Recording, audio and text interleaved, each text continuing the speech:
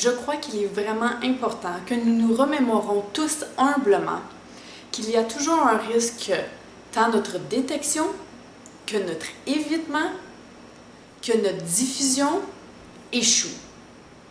Vous pourriez être un expert en la matière, travailler sur ses compétences à chaque jour. L'autre individu qui va tenter de vous agresser a toujours son mot à dire dans la situation. C'est pourquoi notre quatrième et dernière phase est la défense physique en tant que telle.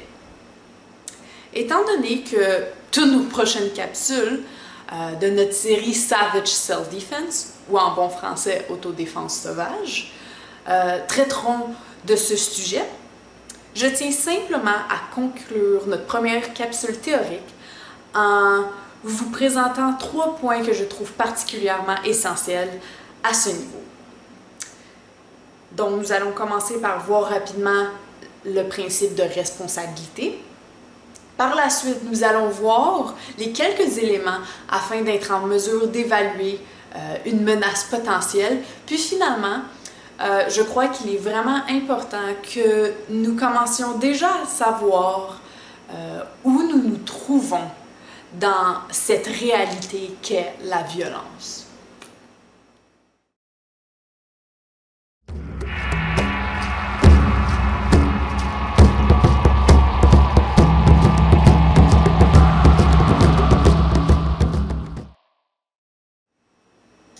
Rappelez-vous, tel que j'ai mentionné dans notre introduction sur le spectrum de la force, force létale n'équivaut pas nécessairement à force irresponsable. Une force irresponsable est toute force qui n'est pas jugée nécessaire ou justifiable dans les circonstances de l'incident. Ainsi, permettez-moi de vous présenter une autre déclaration qui a été développée lors de l'incident de Graham contre Corner qui s'est passé dans les années 1980. La Cour a poursuivi sur le fait que le caractère raisonnable doit être jugé du point de vue d'un autre officier raisonnable sur les lieux, doté d'une même formation et d'une expérience similaire, plutôt que par un individu qui n'a jamais vécu de telles circonstances et qui juge l'événement plus tard ou avec un quelconque recul. Donc encore une fois, cet élément est autant pertinent pour un agent de la paix que pour un quelconque individu qui aurait dû user d'autodéfense contre la violence dont il a été victime. Cependant, je dois admettre que dedans un tel cas, nous allons plutôt nous concentrer sur les capacités et les forces de la victime versus les opportunités et les capacités de l'agresseur. Mais encore une fois, le principe reste tout de même le même, étant donné que, comme que j'avais mentionné au début, il y a malheureusement toujours un très haut risque qu'une personne qui a honnêtement été victime d'une agression physique finisse par être, d'une façon ou d'une autre, le bourreau au niveau de la loi. Donc sachez que si malheureusement vous avez la malchance de finir dedans une telle situation, la Cour est vraiment très pointilleux à ce niveau. Donc ils ne vont pas prendre l'opinion de Georgette qui regarde les nouvelles dedans son salon. Ils vont vraiment prendre en considération tout individu raisonnable qui aurait été mis dedans une telle situation similaire.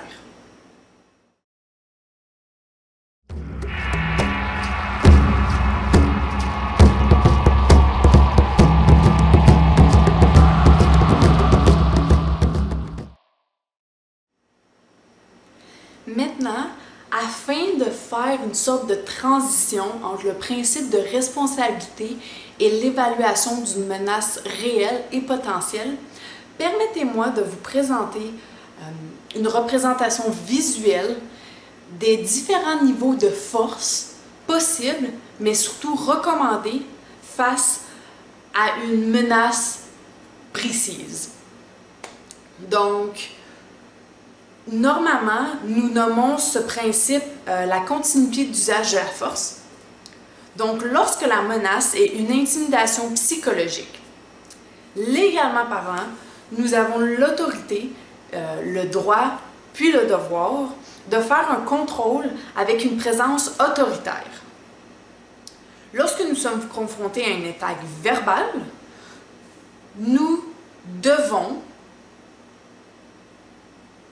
utiliser les instructions verbales.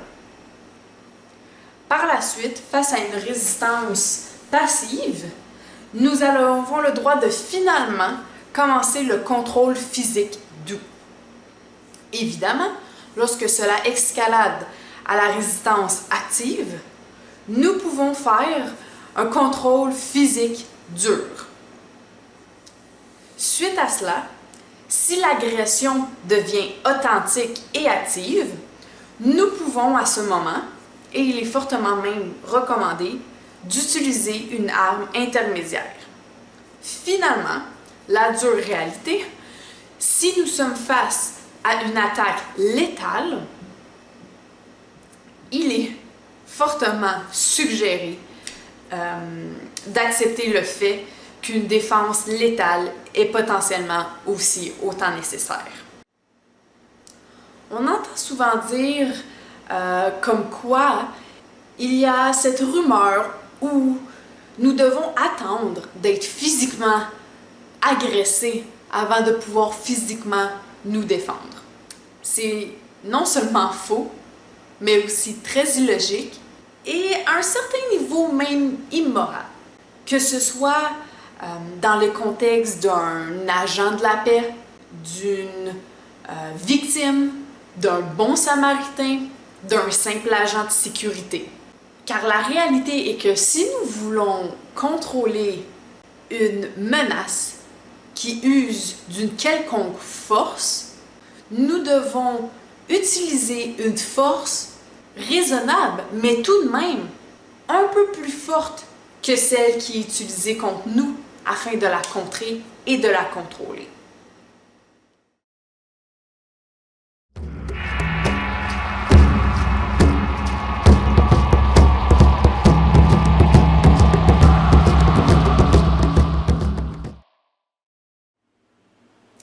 Or, peut-être que certains d'entre vous se demandent comment s'assurer d'être face à une menace réelle avant d'utiliser d'une force physique nécessaire et justifiable. Tel que mentionné régulièrement par mon ancien instructeur Kevin Secours, il existe 3 éléments primordiaux afin de s'assurer qu'une menace est réelle et encore plus important, il existe des exercices afin de développer notre conscience par rapport à ceux-ci. Les voici.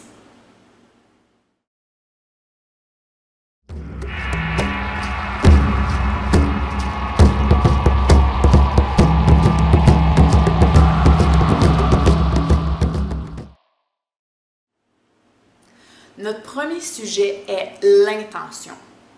Dans certains contextes, l'intention va être clairement exprimée. Par exemple, si un voleur rentre chez vous pendant la nuit alors que vous êtes à l'intérieur, il pourrait potentiellement vous dire une phrase du genre « Si tu ne donnes pas tes bijoux tout de suite, je vais te tuer ». Ici, on comprend tous que l'intention est clairement exprimée. Cependant, il faut comprendre que cela ne sera pas toujours le cas. Ainsi, il est de votre devoir de rester à l'affût des signes de danger potentiel et des pré-indicateurs de violence. Par exemple, certains signes tels que des yeux qui scrutent pour évaluer votre arsenal potentiel de protection, des yeux qui scrutent l'environnement pour évaluer la possibilité de spectateurs, des gestes tels que se lécher les lèvres, grincer des dents, abaisser son menton instinctivement pour protéger sa gorge, replier ses épaules et serrer ses poings, ou encore démontrer des expressions incohérentes telles que des yeux souriants tout en portant une bouche en colère. La bonne nouvelle tels que lorsque présentés pour les phases précédentes, il y a des exercices que nous pouvons faire dans notre vie quotidienne afin de développer plus d'assurance et de confiance envers notre propre détection du danger. Donc, notre exercice par rapport aux intentions est simplement d'apprendre à mesurer celles des gens qui sont autour de nous au quotidien. Alors, à tout moment dans vos journées, prenez le temps d'évaluer les gens autour de vous, particulièrement via leur expression. Jugez qui est potentiellement authentique, sexuellement intéressé, un bon lécheur de bottes, celui qui ignore votre existence, ceux qui sont professionnellement investis, ou encore les gens qui sont tout bonnement distraits.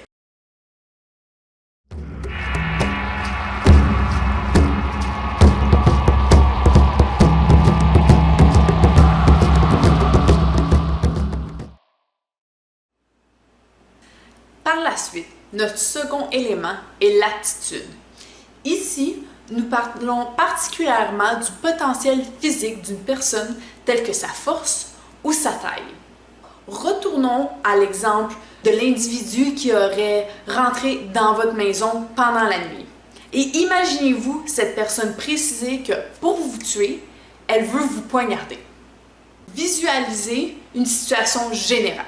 Imaginez l'agresseur étant un homme d'une trentaine d'années, mesurant 6 pieds 6 et pesant environ 300 livres au meilleur de sa condition. Alors que la victime, qui peut être vous ou une personne complètement imaginative en ce moment, étant une dame d'environ 80 ans, mesurant 5 pieds 3 et pesant environ 500 livres toute mouillée, qui est évidemment dans sa condition de vie la plus fragile.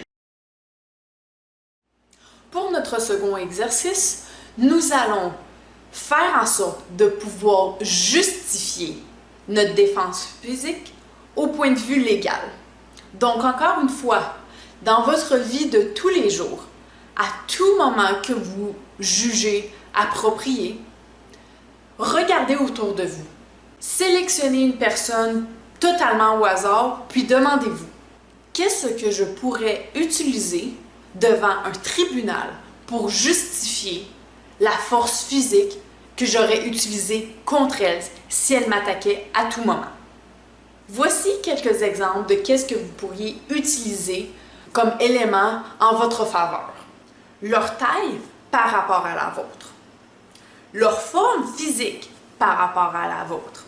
Leur sexe.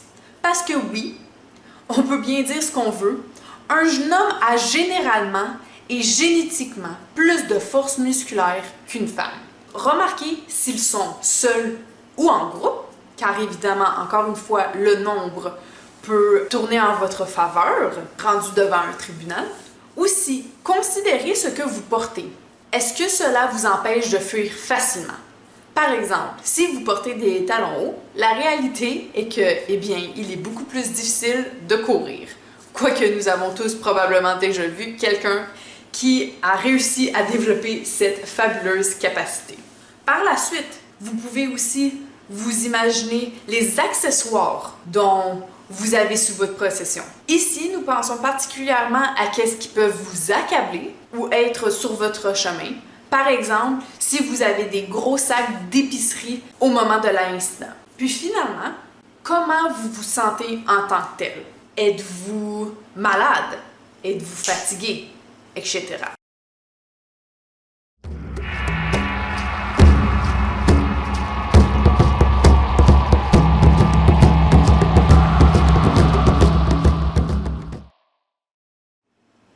Notre troisième et dernier élément est l'opportunité. Ici, on parle du potentiel qu'un individu a dans un contexte donné. Encore une fois, retournons à l'exemple général que nous avons suivi depuis le début de cette partie afin de nous donner une petite idée un petit peu plus concrète de cela à quoi peut ressembler. Si un couteau est disponible sur le comptoir à moins d'1 mètre de distance de l'agresseur en question, cela lui donne une opportunité davantage réalistique de porter sa menace à des actions concrètes. Cependant, si votre cuisine où se retrouvent vos couteaux sont à une distance plus lointaine, par exemple parce que vous êtes dans une altercation verbale avec votre voleur dans le salon, ceci est une histoire complètement différente, car malgré qu'il a exprimé l'intention de vous poignarder, il n'a pas un accès direct au couteau, donc l'opportunité réelle est réduite.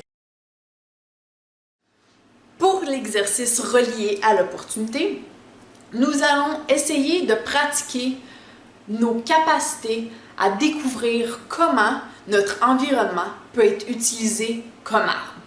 Donc l'idée ici, c'est d'être à tout moment proactif et de voir que techniquement, tout objet dans notre environnement peut être utilisé à notre avantage. Donc par exemple, vous pourriez utiliser les espaces étroits, les murs, les meubles, les cadrages de portes ou tout autre facteur environnemental général tel que la température, la lumière ou la musique bruyante. Si vous ne développez pas la sensibilité d'être conscient de votre environnement, vous n'allez pouvoir jamais utiliser ce dernier d'une manière proactive afin d'avoir l'avantage sur une quelconque personne qui tenterait de vous agresser. Puis gardez en tête, si ce n'est pas vous qui avez l'avantage dans l'environnement actuel, c'est votre agresseur qui va être en mesure de l'utiliser contre vous.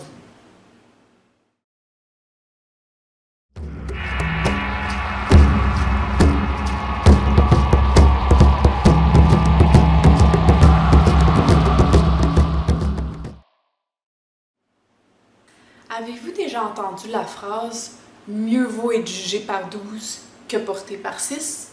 Pour ceux qui ne comprendraient peut-être pas cette expression, elle est souvent dite par les gens qui préféreraient tuer quelqu'un dans un cas de légitime défense plutôt que d'accepter simplement de mourir.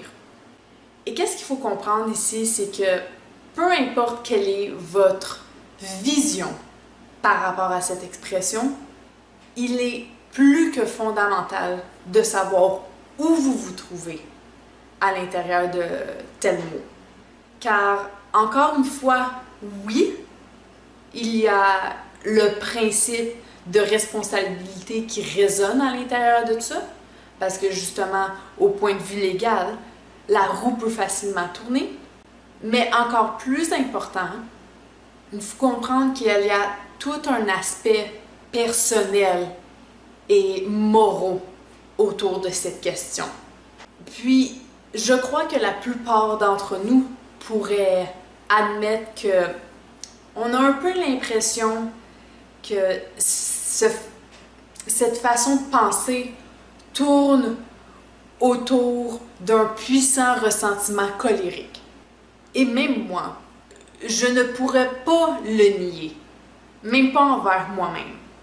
Cependant, encore une fois, encore plus pour ceux qui me connaissent, vous savez que j'apporte beaucoup de vérité à de tels mots, car je ferai toujours de mon mieux pour détecter, éviter et diffuser la violence. Je vous donnerai mon portefeuille si vous me menacez avec un couteau et qu'il me semblait que vous aviez réellement l'intention, la capacité et l'opportunité de me poignarder si vous en ressentissez le besoin. Cependant, si vous étiez un prédateur sexuel, rien ne me ferait accepter cette violence. J'ai été là et j'ai fait ça. Ça n'arrivera plus jamais. Et si cela devrait se reproduire pour X, Y, Z raison, je vous ferai passer un tel enfer que vous finirez par vous admettre que cela n'en valait pas les dommages collatéraux au final. Je préférerais être temporairement irresponsable plutôt que de laisser les immoraux s'en tirer à leur guise. Si vous étiez un tueur psychopathe et que c'était vous ou moi qui rentrait à la maison ce soir, je me ferais devenir cette personne. peu importe ce qui doit être fait pour. J'ai été victime de violence, j'ai déjà fait de la violence pour diverses raisons, et même si je n'ai jamais initié une violence extrême, ni réagi de la sorte pour le plaisir, mon but utile contre elle est clair comme du verre. Réduisons un petit peu l'intensité du pire scénario possible et posons-nous la question. Si j'invalide quelqu'un, encore une fois, pour moi, la réponse est la même. Donc, j'utiliserai de toute force nécessaire et justifiable si les circonstances de l'incident me l'imposent. Cette nécessité ne me fera pas plaisir, mais je n'aurai aucune hésitation à la faire. J'ai expérimenté assez de situations relatives à divers types de violences que je sais quelles sont mes limites. Et encore plus important, je sais que je suis très à l'aise à mettre mon pied à terre et faire ce qui est nécessaire si un agresseur dépasse mon confort. Et je n'aurai aucune gêne ou honte à ne pas tolérer d'être agressé d'une certaine façon plus qu'une autre.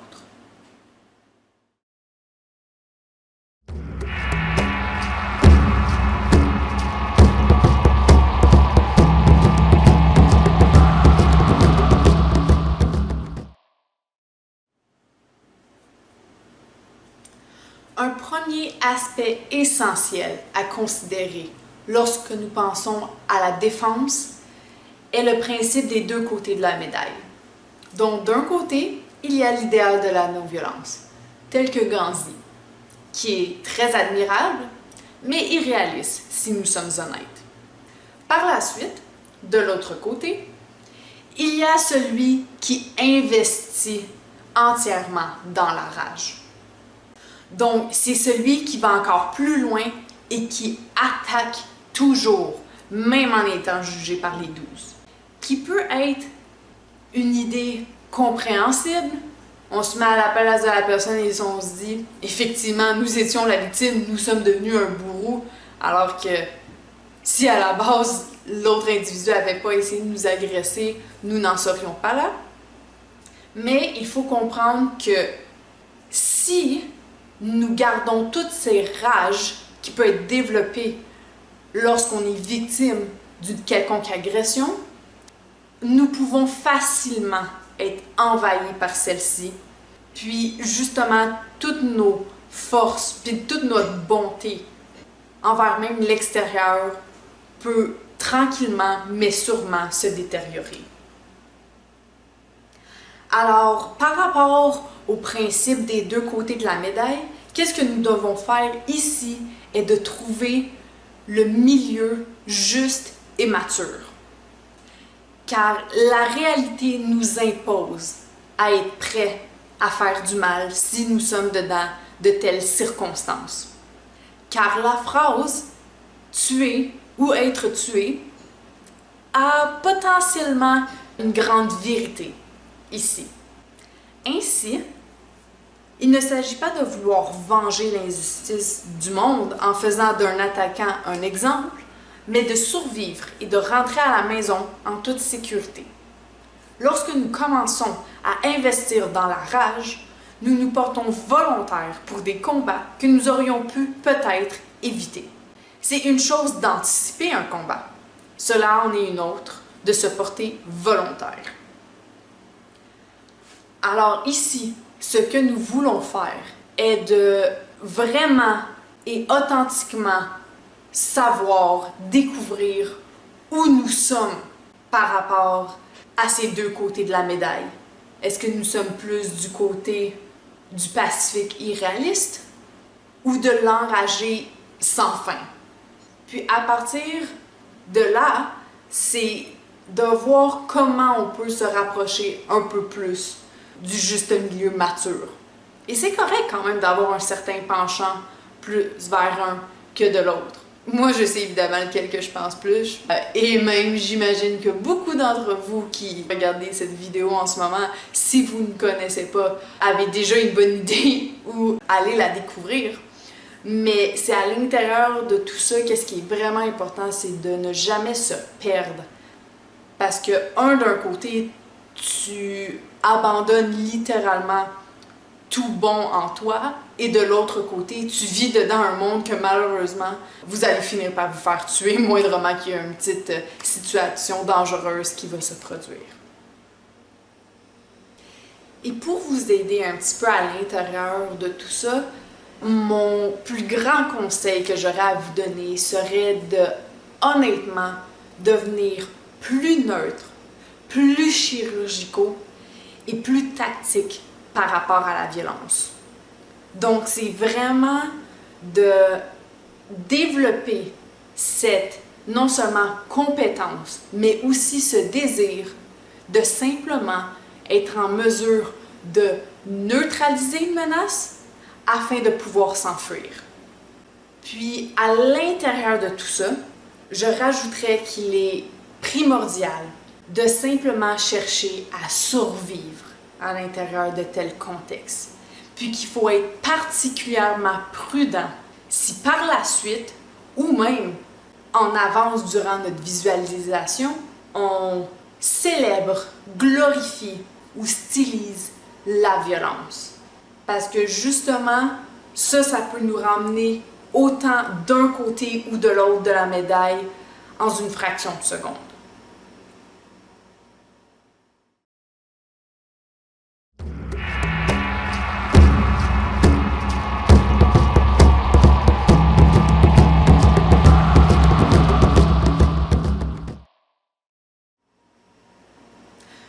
Un deuxième élément essentiel à garder en tête, puis à prendre le temps de travailler en fonction, est notre visualisation par rapport à notre propre capacité de survie.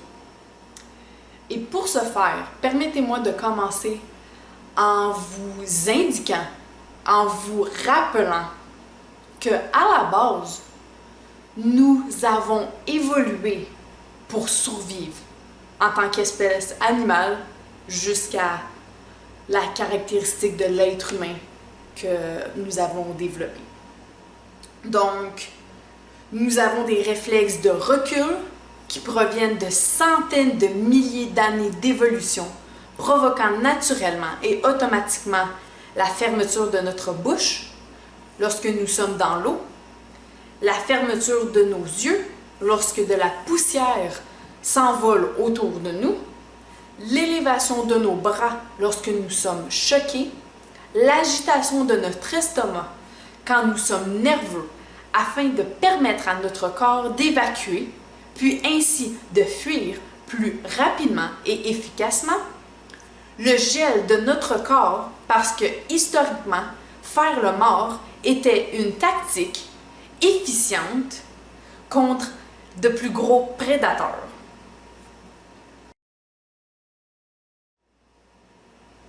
À travers tout cela, je veux que vous réalisiez que nous sommes déjà équipés pour survivre.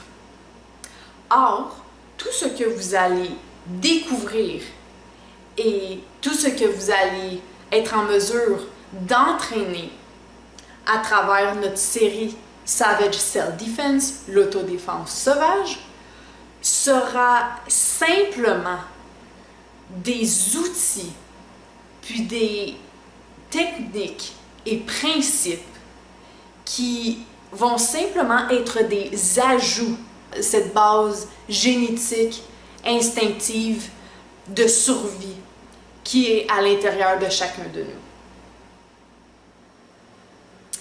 Donc, pour notre exercice ici, nous devons accepter le fait que nous sommes des survivants en étant simplement des êtres humains.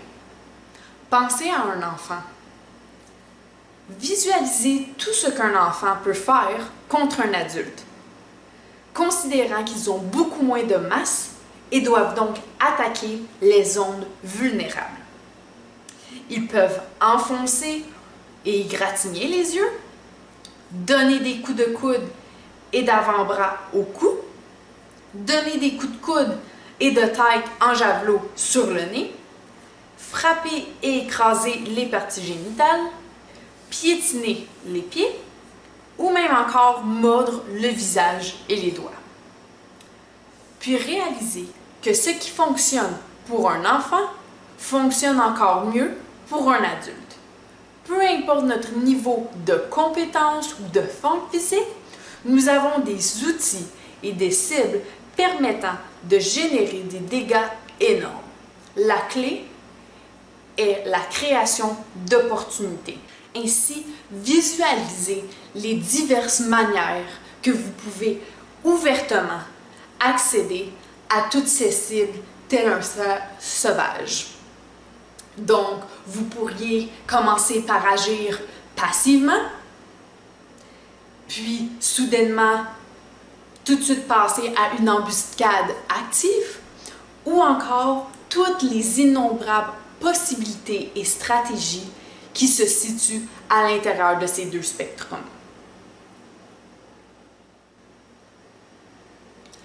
Puis, vraiment, gardez en tête que même si vous n'avez aucune expérience sur le sujet, si vous étiez attaqué aujourd'hui, votre organisme, votre génétique a déjà une expérience ancestrale face au danger. Donc évidemment, il faut garder en tête que, particulièrement dans le monde d'aujourd'hui, il est vraiment facile, pour diverses raisons, de développer de mauvais réflexes. Nous n'avons plus le besoin de survie que nous avions auparavant. Ainsi, nous sommes devenus un peu moins conscients de notre environnement, un peu moins conscients des dangers, mais quand même, à la base, il y a toujours ces réflexes naturels.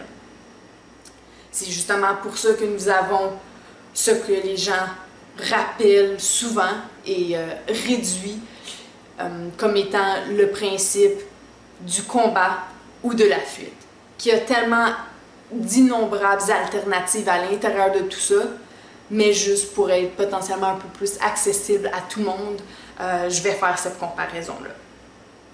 Puis c'est dans le fond de comprendre, d'accepter tous ces faits, puis de finalement trouver l'intérêt, la motivation à l'intérieur de nous pour pouvoir découvrir les failles que nous avons tous à l'intérieur de nous à la base ou développer au fil des années, puis de vouloir les contrer.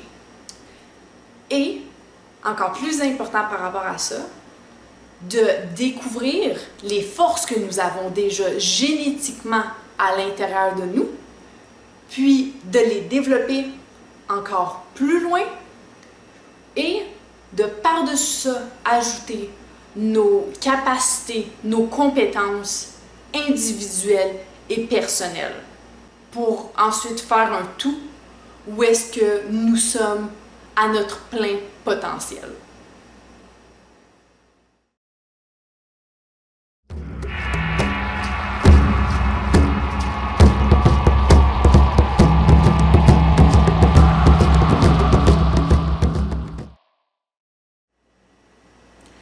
Ainsi, pour finir cette partie, je veux mettre de l'avant un exercice particulièrement important qui est l'importance d'étourdir son adversaire puis de courir dès que l'opportunité se présente.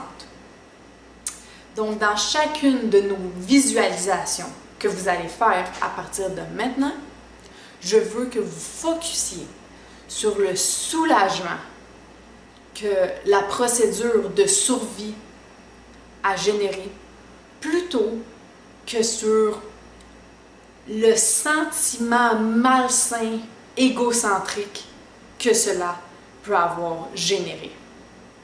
Car il faut comprendre que nous avons justement ce besoin de créer des dommages assez importants afin de pouvoir neutraliser la menace, puis de s'enfuir. Nous ne voulons pas devenir notre agresseur. Donc, nous ne voulons pas continuer à l'attaquer pour se venger de ce qu'il nous a fait subir.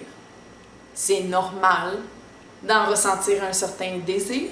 Ça en est une autre, encore une fois, de se laisser envahir par ça et de justement faire les actes relatifs à ce désir. Donc, encore une fois, chacune des visualisations. Faites les techniques, les stratégies, les principes nécessaires pour étourdir l'adversaire, puis enfuyez-vous dès que possible.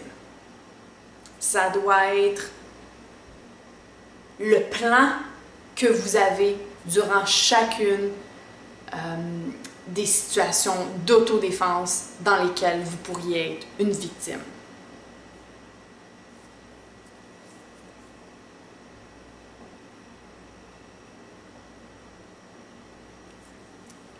Accepter et comprendre l'importance non seulement d'une telle tactique, mais de principe moral, si j'ose dire, fait en sorte que ça nous fait encore plus réaliser par la suite que rester plus longtemps dans un contexte de combat, particulièrement si c'est simplement par ego, par désir de vengeance, vous allez réaliser malheureusement si vous finissez dans une telle situation éventuellement que, en fait, votre risque d'être blessé augmente à chaque seconde. Même lorsque vous savez que vous avez le dessus, cela ne peut être qu'une chance temporaire. C'est pourquoi, encore une fois, la fuite, malgré qu'elle n'est pas très glorieuse, est l'alternative qui, au final, est non seulement la plus sécuritaire, mais même vous, en tant qu'individu, va vous sauver en tant que personne.